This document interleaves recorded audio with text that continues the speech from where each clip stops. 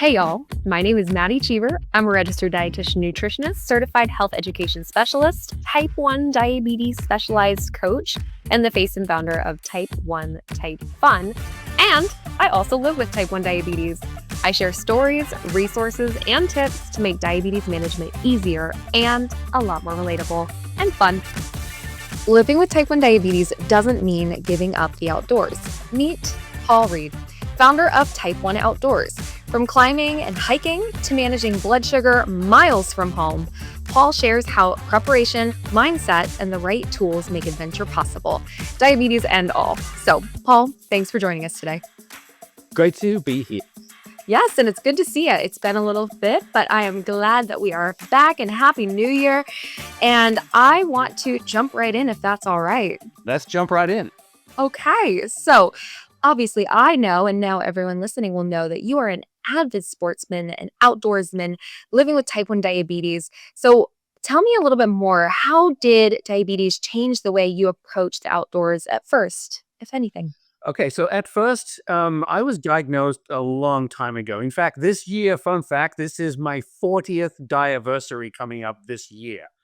So many years ago, way back in the, I don't know, mid 80s, 86 to be exact, I got my diagnosis. And back then I was just, a 15-year-old kid, as most kids are diagnosed in their teenage years anyway.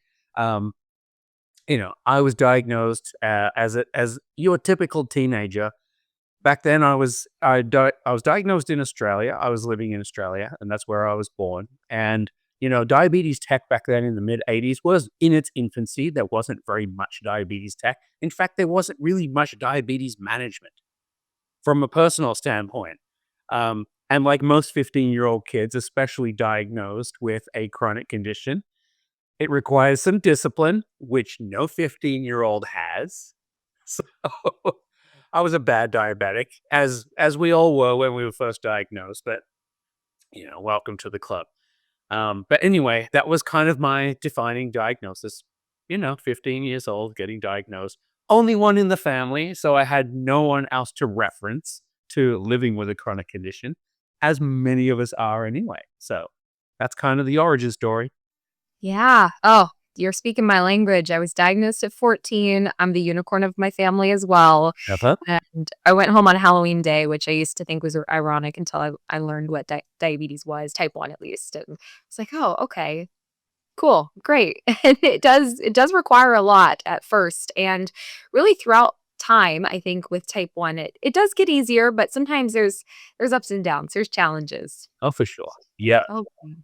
Yeah. So well, I guess I know there's challenges. We all know there's challenges, right? Anyone listening knows. But is there ever a moment where you realized that diabetes wasn't going to or didn't have to stop you from doing the things that you love? I don't know if there was one particular moment. Instead, I think there was a culmination of small moments that kind of like the evidence was there. It's like, the doctors say I can't do this or can't do that, but, I kind of can. So there wasn't really one particular moment. It was just like, yeah, I can pretty much do anything. I mean, there's really nothing holding me back. I mean, sure, it takes a little bit longer to recover from a hypo, but it's not a big deal. And eventually, give some mileage on that.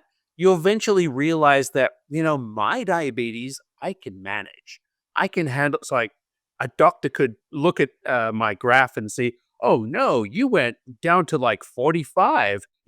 How did you recover from that? It's like, dude, it happens all the time. It's like, this is not a big deal. So, yeah, my diabetes management is my management. I know how to recover from a low.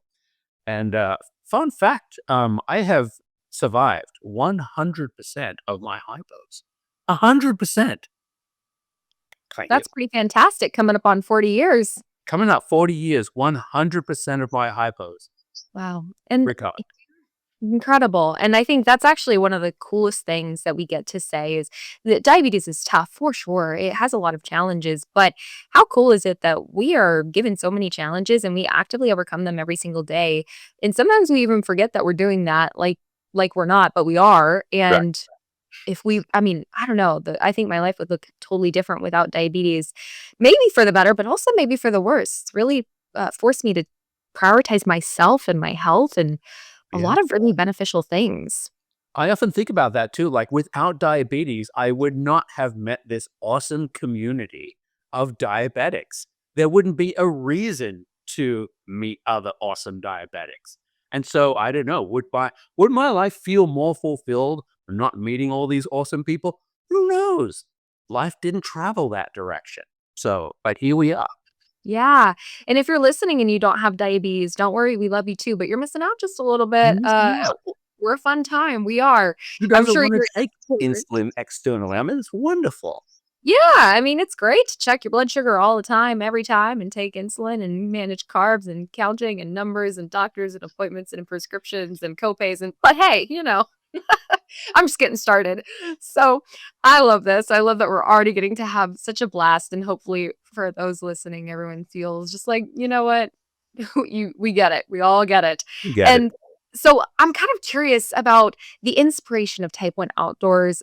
What kind of gap did you see in the diabetes space? Yeah, that was about 10 years ago, around 2015, 2016.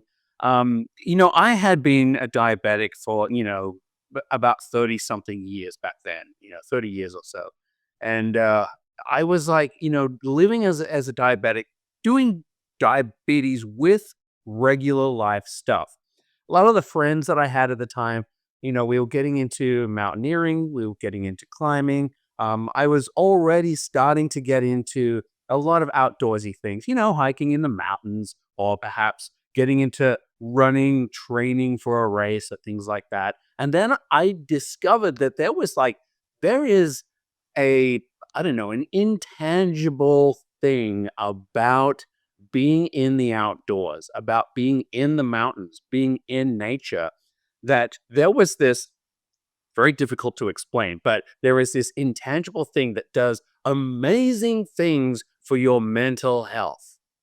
And the burden that we all feel as type 1s, we feel the weight of diabetes. It's like it's with us all the time, 24/7. We don't get to take breaks from this. But this burden, this weight felt lifted when I was in nature, in the mountains, and I wanted more of that.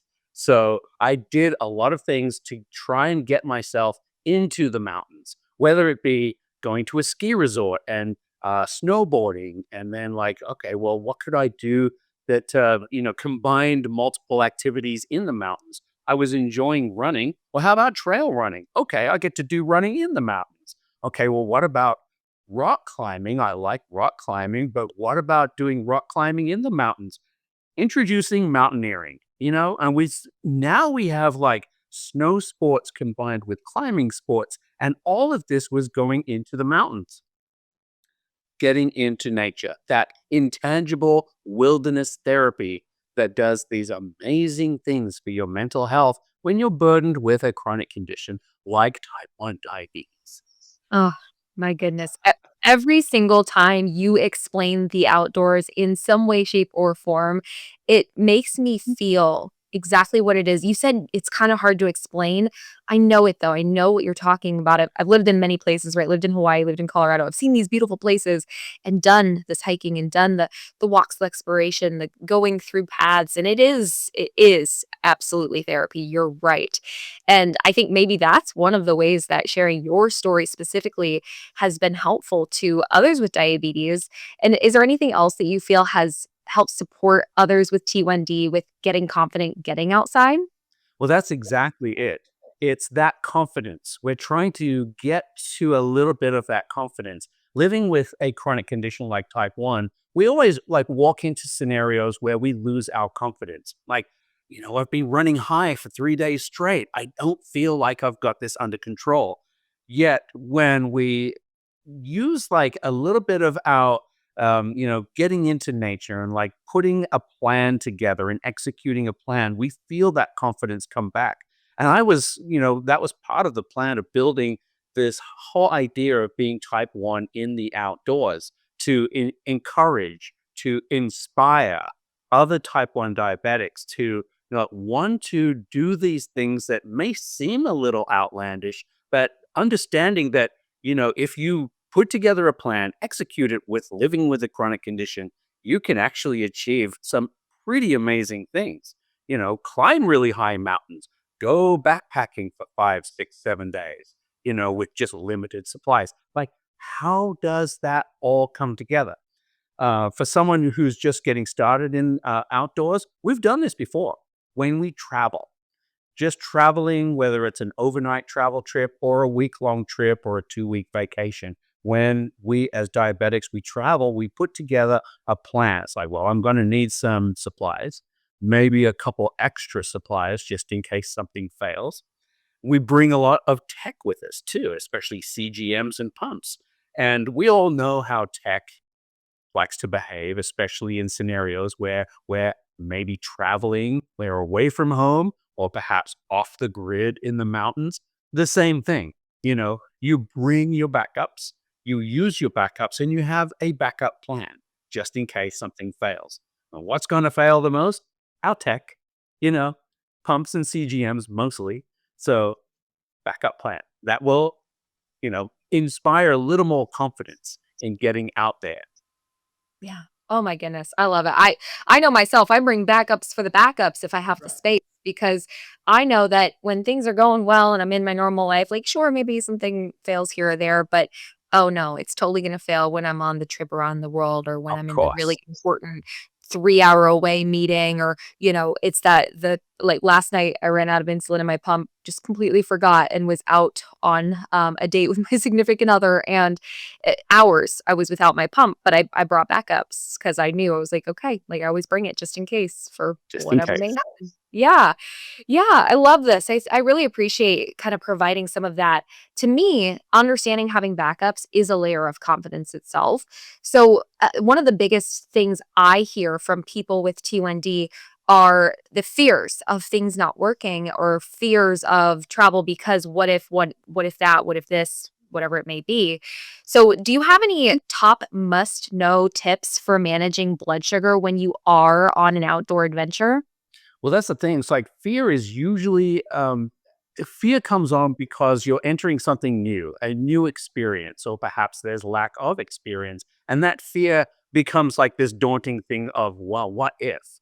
You know, Starting out and getting over a lot of that fear is baby steps. Just do baby steps. Do something small, manageable, and controlled, and see how far you can take it. Everyone's experience in managing fear is going to be different. So it's just a matter of like, well, I need to do this for myself. How do I get there? So it's like, well, I kind of want to go on a camping trip, but I've never camped before. Okay, do you have a tent? Maybe set it up in the living room. See kind of like what a baby step could look like. And you know, um, I was trying to think about the first question that you had for me, and I went down this fear this fear pathway. Can you please refresh me on what that?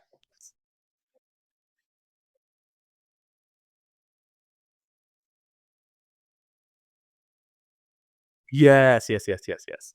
Okay, managing blood sugar with outdoor activities. You know what? When I pack for something, whether it's a 5-day backpacking trip or a 2-hour hiking trip, the same thing applies. We break everything down into its smallest, tiny foundation components. Number one, we need something to treat low blood sugar. We need something to treat high blood sugar.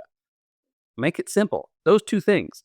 If we just focus on those two things, we can expand them and we can contract them. So, if I'm going on a 5-day backpacking trip, do I have enough to handle 5 days worth of hypos?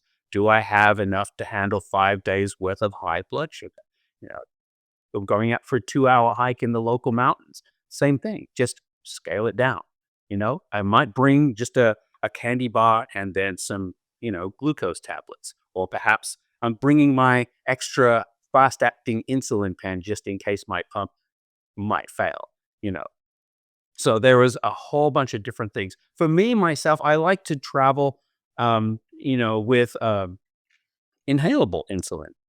Inhalable insulin is great. It's pocket friendly. It doesn't require refrigeration.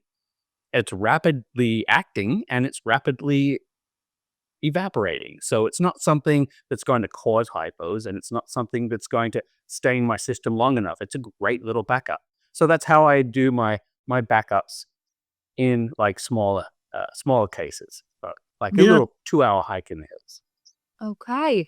And I think the thing that I think of is, okay, I mean, I've worked with hundreds of people with T1D, and one of the questions that I would think someone would ask is like, okay, these are all good tips, but how much do you actually bring? Literally the numbers. And there isn't a number. There isn't a number unless you find it for yourself. Everyone's different. But my pro tip, I know I'm not outdoor as much per se, but when I go on adventures or even when I go out dancing or whatever it may be, I bring as much as I possibly can. And then I bring some cash just in case and figure it out from there. And really, sometimes what that looks like is if I'm out and about, maybe I have 10 fruit snacks in one boot and 10 fruit snacks in a little purse or whatever it may be. Cause you better believe that worst case scenario, that's what, 300 carbs on my person. Okay, I'm good. You'll survive. Yeah. So I think if you are on that first adventure, maybe breaking it down, making it smaller, and then also bringing way more than you ever think you could possibly need, backups for the backups for the backups. And then hopefully you come home with way too many supplies and you're like, okay, I definitely don't need to carry that much next time. That's usually the case, Yeah. Yeah. And then you figure it especially out. starting out. Mhm. Yeah. Okay. And what about, like, I know we've already kinda talked about our technology potentially failing, but is there gear or tech that you specifically never leave without, have to have, anything like that? Yeah, so specific tech, I think, hands down, I the CGM is probably the the most significant tech advancement in the diabetes space in the last, 50, 100 years. I don't even know. But I think when it comes to specific tech, the CGM is way more important than your insulin delivery system because we can get creative with insulin delivery. That's not a problem. I mean, I've used a syringe to siphon insulin out of a broken pump. No big deal. Like I said, inhalable insulins. If my inhaler is missing, I can always just take one of these cartridges and just open it up and use it. We can get creative with our insulin delivery. Glucose monitoring, though, now we're in the space of, well, I can bring my BGM, right? The old fingerstick meter. I always do. But it's one of those things where it's like it's a snapshot in time. It's not telling me my trends. I could be like, oh, 130, that's great, but I could be hypo in 20 minutes. You know, Yeah, I'm with you. If I had to only have one, a CGM or a pump, I think I would still keep my CGM. Although exactly. I love the freedom my pump provides, but I know how to deal without it better than without my CG with if I don't have my CGM, I feel like I'm driving a car that I can't see out of. Right. It's scary, It and is. you're right, it is just a snapshot unless you're willing to prick your finger every 10, 15 minutes for the next 10, 15, 20, 30, 45 minutes. Yeah. Okay. And, speaking of that, especially with the hypo in consideration, fear is something that holds people back for sure after Oh, for sure. diagnosis or maybe they've had a situation happen. They went hiking, they went low, they vow never to hike again. What would you say to someone who maybe has that fear, but maybe they want to push past that physical or mental limitation? So yeah, that mental limitation, that's a tough one to get around because, as diabetics, we've all experienced that hypo and it's trauma. I mean, it's like PTSD, like right there. We've felt it. It's a physical thing. It's like, I don't like this and I don't want to experience it again at home, let alone like off the grid somewhere. How terrifying would that be? So when it comes to hypo remedies, I usually, especially in the outdoors, I tell people like bring something that is melt proof and crush proof. And this gives you an opportunity to go to the candy store and experiment. Find some candies that meet those two criteria. You don't want something that melts. So sorry, Snickers fans and Reese's peanut butter fans, that those are going to melt. You want something that's going to be unmeltable, whether it's hard candy like Starburst. Starbursts are great, by the way. They're individually wrapped too. Um, but my go-to, just to kind of cut to the chase here, is this little payday bar. It's snack size, so it's pocket friendly. It's crush proof, and it doesn't melt. So, it's kind of the trifecta of outdoors hypo remedies. Okay, I like this. Yeah. I really admire this bit of expertise, especially considering I know I've had a meltable something in a car, in a purse, whatever it may be. So out getting outdoors or not, this is top tier advice. So I like that very much. So thank you. I think that is helpful for everyone listening. So just in case you need to listen back through the next last few minutes, do it because it's worth it. And just out of curiosity, I'm just asking for funsies now. Are there any specific adventures or upcoming eh, activities or anything on your personal bucket list? Personal bucket list. It's tough to put my finger on that because I do have a number of adventures coming up.